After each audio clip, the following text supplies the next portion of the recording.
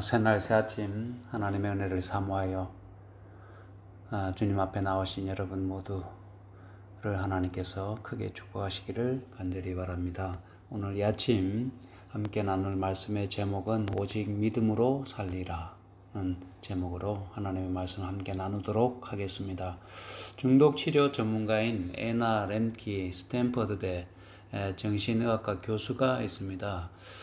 그의 주장에 의하면 스스로에게 보상하는 것 자체는 잘못된 일이 아닐 수 있다. 문제는 우리가 살고 있는 세상은 보상으로 가득 차 있고 우리는 보상을 주는 것을 중심으로 우리의 시간을 구성하고 있다는 점이다. 아침에 마시는 카페인 음료, 끊임없이 보는 스마트폰, 퇴근 후 몰아보는 동영상 등과 같은 보상을 주는 행동이나 물질은 우리의 뇌의 신경 전달 물질인 도파민을 과도하게 분비하여 압도당하게 한다. 그런 상태에서 뇌는 균형으로 돌아가려다 오히려 도파민 결핍 상태에 이른다. 우울이나 불안, 갈망을 느끼는 것이다. 지금처럼 끊임없이 보상에 물드는 것은 뇌에 정말 좋지 않은 것으로 밝혀졌다. 또 그가 이렇게 이야기합니다. 우리 주변 모든 것이 중독성을 갖도록 설계되어 있다. 소비가 쉬워진 풍요의 시대인 동시에 누구나 나쁜 습관과 중독에 빠지기 쉬운 시대인 것이다. 그래서 이 현대인들의 뇌는 도파민 중독으로 인해 이 보상이 충족이 되지 않으면 심각한 어떤 결핍을 느끼고 우울, 불안, 또 어떤 큰 갈망을 갖게 된다고 하는 것입니다. 그래서 보통 이런 왜곡된 보상 체계를 다시금 원래대로 회복시키기 위해서는 한 달 정도가 걸린다고 하는데, 지금까지 해왔던 보상을 중심으로 이루어져 왔던 어떤 삶의 패턴을 멈추고 단순한 삶, 또 어떤 현실적인 그런 평범한 삶을 한 달 정도 살게 되면 원래대로 회복되고 균형을 찾을 수 있다고 합니다.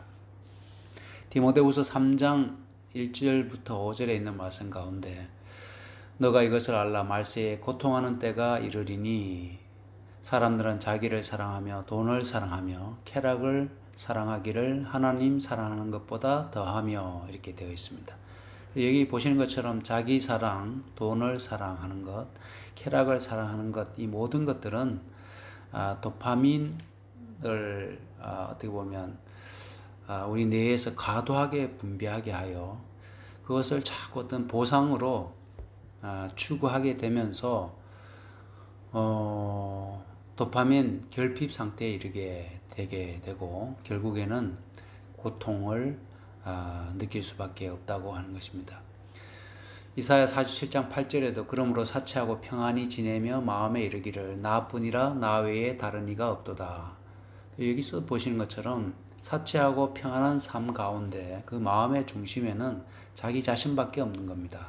그래서 자기를 사랑하는 마음, 또 돈을 사랑하는 마음, 쾌락을 사랑하는 그러한 마음이 그의 마음에 가득 차 있어서 하나님이 없는 겁니다.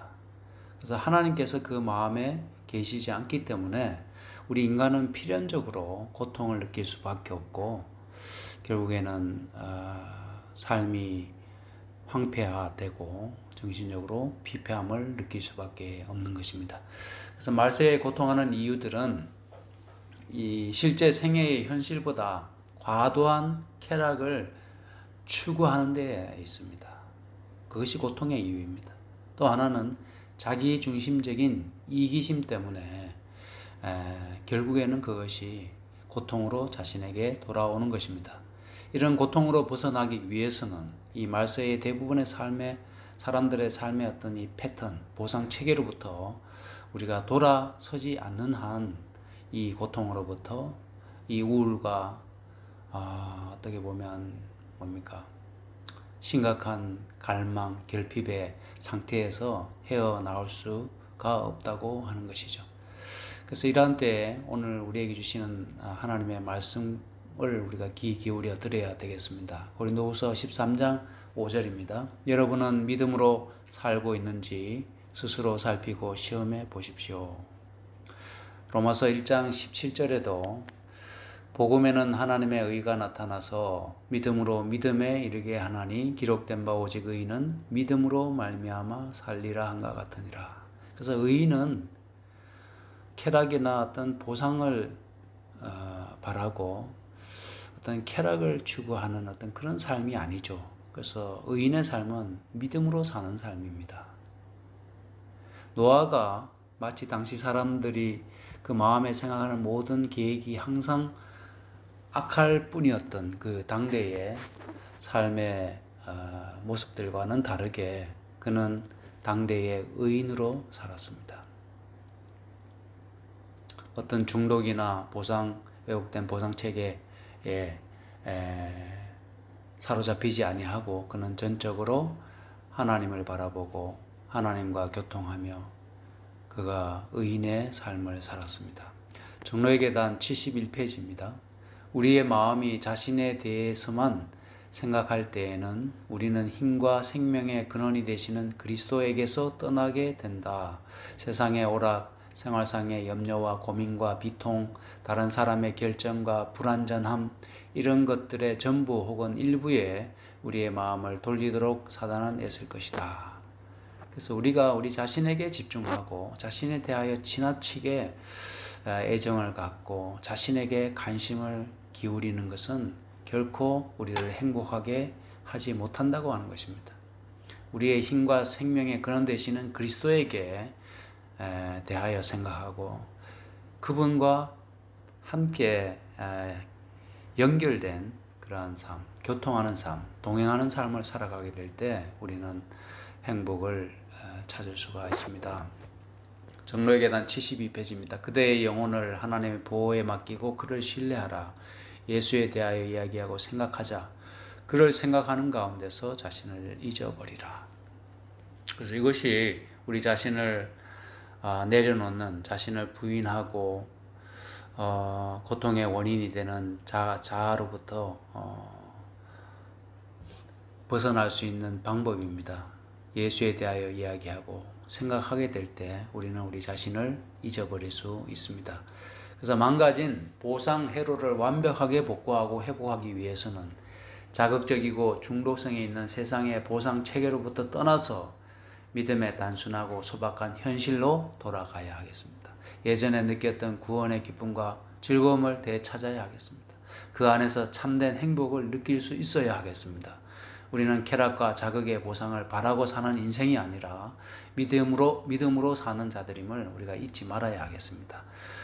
하박국 3장 17절 18절입니다. 비록 무화과 나무가 무성치 못하며 포도나무에 열매가 없으며 감람나무에 소출이 없으며 밭에 식물이 없으며 우리의 양이 없으며 외양간에 소가 없을지라도 나는 여호와를 인하여 즐거워하며 나의 구원의 하나님을 인하여 기뻐하리로다. 이것이 바로 의인의 삶, 믿음으로 사는 삶의 모습입니다.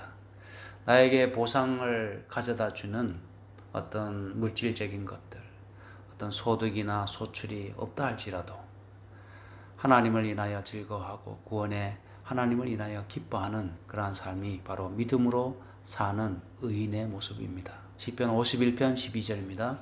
나에게 주의 구원의 기쁨을 다시 주셔서 기꺼이 주께 순종하게 하소서라고 시편 기자는 기도했습니다.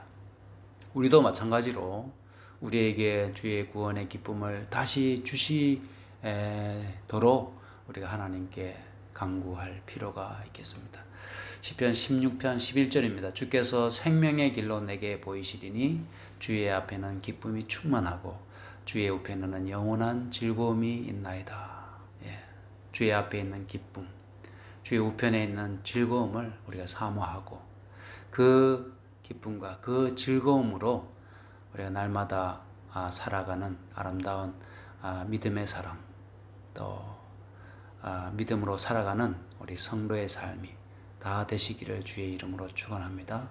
오늘 하루도 주 안에서 승리하시고 이 세상의 왜곡된 보상 체계에서부터 벗어나서 단순하고 소박한 믿음으로 사는 성도의 삶을 우리 모두 살아가게 되시기를 간절히 축원하면서 오늘 이 시간 말씀을 마치겠습니다. 오늘 하루도 승리하는 하루 되시기 바랍니다.